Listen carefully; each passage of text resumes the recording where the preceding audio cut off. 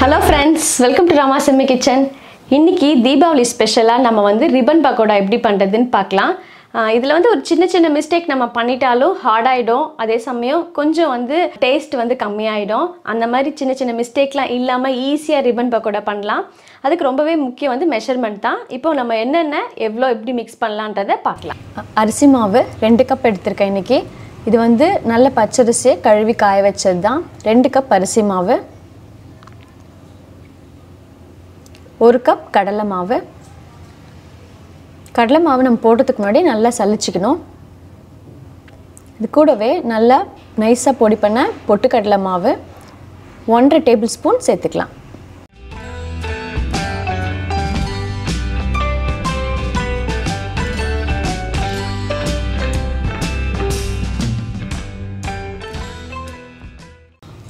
ஒரு டீஸ்பூன் பெருங்காய பொடி,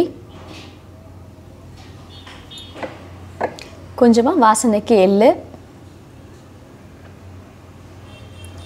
1/2 டேபிள் ஸ்பூன் மிளகாய் பொடி.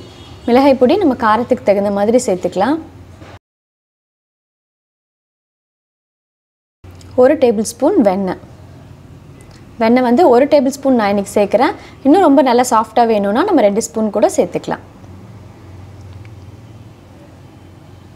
இப்போ நம்ம சேர்த்த எல்லாத்தையும் நல்லா ஒரு வாட்டி கலந்துடலாம். கூடவே ஒரு 1/4 டீஸ்பூன் மஞ்சள் பொடி. வெண்ணெய் வந்து நல்லா எல்லா மாவுலையும் மிக்ஸ் ஆகிற மாதிரி கையால் நல்லா பிசைஞ்சிக்கலாம். இதை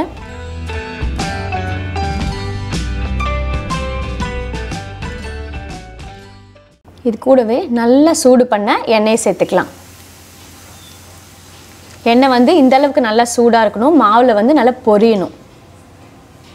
இப்போ எண்ணெய் சேர்த்ததுக்கப்புறம் நல்லா மிக்ஸ் பண்ணிவிட்டு கொஞ்சமாக தண்ணி சேர்த்து மாவு நல்லா சாஃப்டாக பிசைஞ்சிக்கலாம். இப்போது தேவையான அளவுக்கு உப்பு,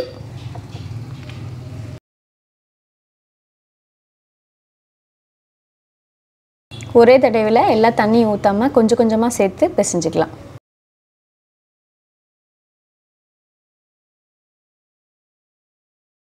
இப்போ மாவு நல்லா சாஃப்டாக ரெடி ஆகிடுது. இப்போது நம்ம மாவு வந்து நல்லா சாஃப்டாக பிசைஞ்சிட்டோம். நான் வந்து பட்டரும் சேர்த்துருக்கேன், எண்ணெயும் சேர்த்துருக்கேன். ஏன் 2ம் சேர்க்குறோம் அப்படின்னு யோசிப்பீங்க. ஏன்னா பட்டர் வந்து நல்ல சாஃப்டாக இருக்கும், உங்களுக்கு சாப்பிடும்போது வாயில் கரையும். எண்ணெய் நம்ம சூடு பண்ணி ஊற்றும் போது நல்ல மொறுன்னு க்ரன்ச்சியாக இருக்கும். அதனால் 2மே சேர்த்துக்கோங்க. இதே ப்ரொபோர்ஷனில் சேர்த்திங்கன்னா கரெக்டாக நைஸாக இருக்கும். இப்போ வந்து எண்ணெய் காய வச்சு நம்ம ரிப்பன் பக்கோடா புழிஞ்சிடலாம். இப்போ முறுக்கச்சில் நம்ம ரிப்பன் பக்கோடா அச்சு அதில் சேர்த்துடலாம்.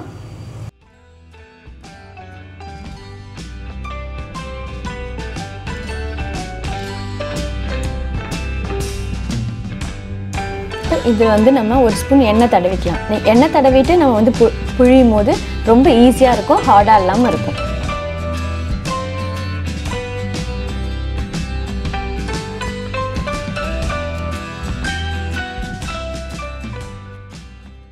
இப்போ மாவை கொஞ்சம் திட்டமான சைஸ் எடுத்து அதில் போட்டுட்டு நம்ம இப்போ எண்ணெய் நல்லா காஞ்சிருக்கா பார்த்துடலாம். நல்லா போட்டோடனே மேலே எழும்பி வரணும். இப்போ எண்ணெய் நல்லா காஞ்சாச்சு, நம்ம பிழிஞ்சிடலாம்.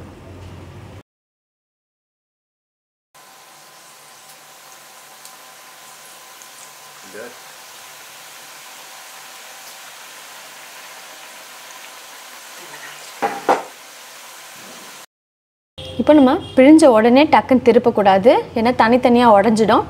கொஞ்சம் நேரம் நல்லா வெந்ததுக்கப்புறமா கொஞ்சம் இதுவானதுக்கப்புறம் நம்ம திருப்பிக்கலாம். இப்போ இன்னொரு பக்கமும் நல்லா திருப்பிக்கலாம்.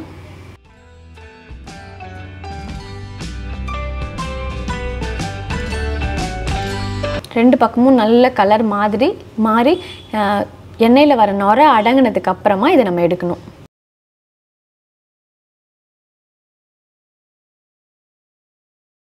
இப்போ கலர் நல்லா அழகாக வந்திருக்கு, நுரைய அடங்கிடுத்து. நம்மளோட ரிப்பன் பக்கோடா ரெடி.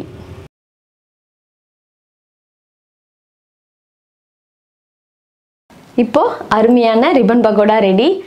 நல்லா மொறுன்னு இருக்கும். அதே சமயம் சாப்பிட்ட உடனே நல்லா வாயில் கரையுது. அந்தளவுக்கு அருமையாக வந்திருக்கு. இதே மெத்தடில் இந்த அளவில் போட்டு நீங்கள் செஞ்சு பாருங்கள். தீபாவளிக்கு ரிப்பன் பக்கோடா கண்டிப்பாக சூப்பராக வரும். நீங்களும் செஞ்சு பார்த்துட்டு எப்படி இருக்குன்னு சொல்லுங்கள். அடுத்த ஒரு சூப்பரான டிஷ்ஷில் நான் உங்களை சந்திக்கிறேன். பாய்.